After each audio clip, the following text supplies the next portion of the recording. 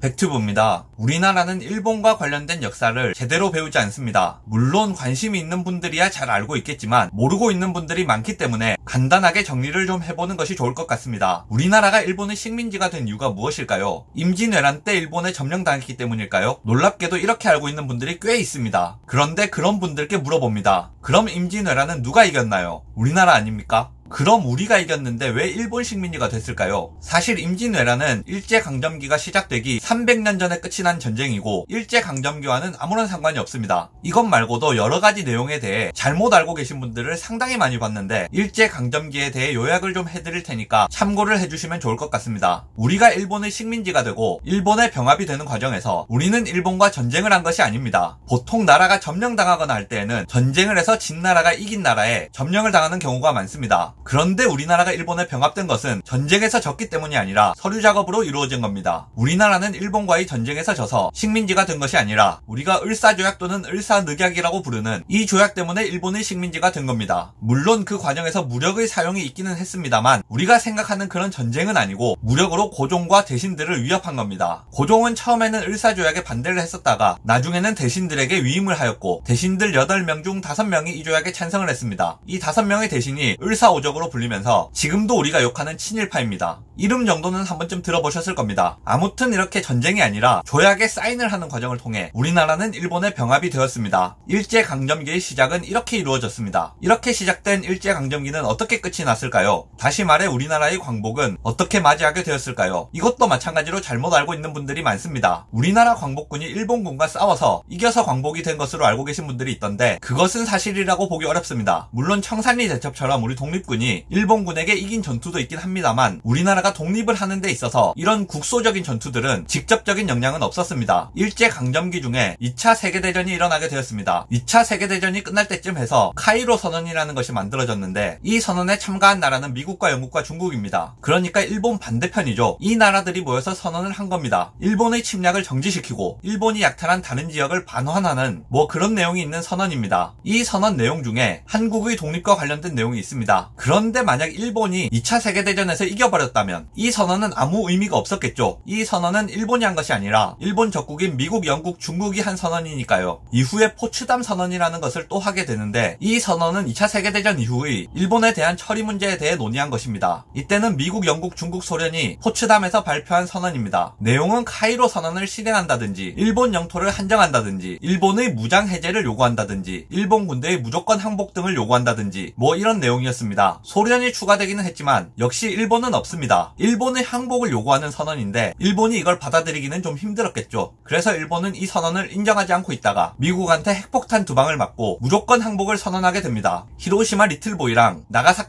나가사키 팬맨이라고 들어보신 적 있을 겁니다. 일본은 이 2방을 맞고 무조건 항복을 했고 미국은 일본의 항복 의사를 1945년 8월 14일 수락하게 됩니다. 그리고 우리는 그 다음 날인 8월 15일에 광복을 맞이하게 됩니다. 이렇게 일제강점기가 끝나게 된 것입니다. 영상 요약하겠습니다. 일제강점기는 전쟁으로 시작된 것이 아니라 을사조약 또는 을사늑약이라고 불리는 조약을 맺었기 때문에 서류 작업으로 시작된 것입니다. 일제강점기의 종료는 광복군이 전투에서 승리했기 때문이 아니라 우리나라의 독립을 약속했던 연합국이 2차 세계대전에서 일본에게 이겼기 때문에 가능했던 것입니다.